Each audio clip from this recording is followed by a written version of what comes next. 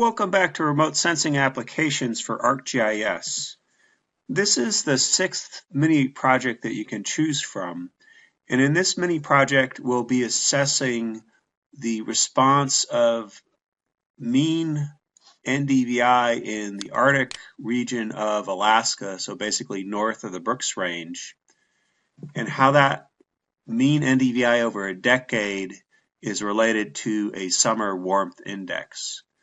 So if you go to the Blackboard website, I've got a link for downloading the data for this mini project, and you'll start with the maximum NDVI derived from MODIS at 1 kilometer pixels from 2000 to 2009. So basically you'll have 10 years worth of maximum NDVI. And then what we want to do is for those 10 years of maximum NDVI, create the mean NDVI from 2000 to 2009 using the cell statistics geoprocessing tool. So we can check the output from our cell statistics tool. So we have our maximum NDVI from 2000 to 2009 and then the mean NDVI. So for any pixel, what were the NDVI values for the 10 years and then what was the average value? Okay, then you'll also download 2 kilometer monthly temperature rasters for each of these 10 years. So for example, here is the June mean temperature in degrees centigrade for 2000. And then here's the July mean temperature degrees centigrade in the year 2000. And here's the August mean temperature in degrees centigrade for the year 2000. So what you'll do is use the cell statistics tool to sum the June, July, August temperature from each year to create a summer warmth index for each year. And we can check the results of our cell statistics geoprocessing for any pixel. So here's a hot pixel. So if we add up the June temperature 10.9 plus the July temperature 11.1 plus the August temperature 7.0, that would sum to 29.1 degrees centigrade.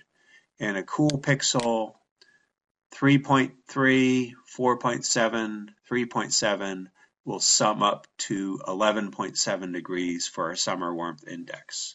So you'll do that for every year from 2000 to 2009, create a summer warmth index as the sum of the June, July, and August temperature, and you can use the cell statistics tool to create those summer warmth index rasters. Okay, so the next step will be to determine for that decade what was the mean summer warmth index for each pixel, and you can do that using the cell statistics tool, and then we'll check using the identify tool, is this mean correct?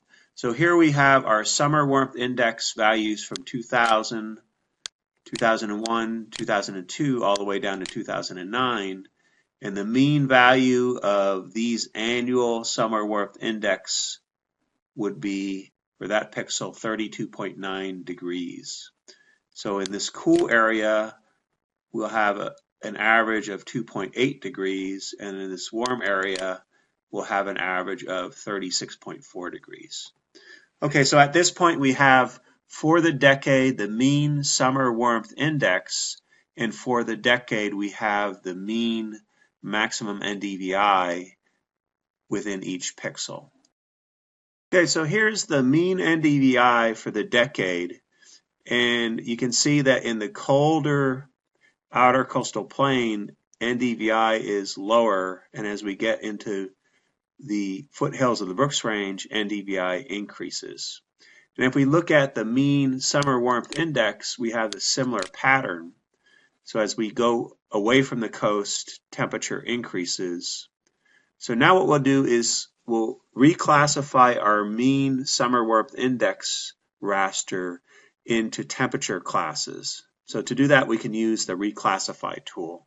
Okay, so we're going to make temperature zones. So if we go to our Classify button, we'll have 9 classes and we'll manually specify these classes. So change the method to manual.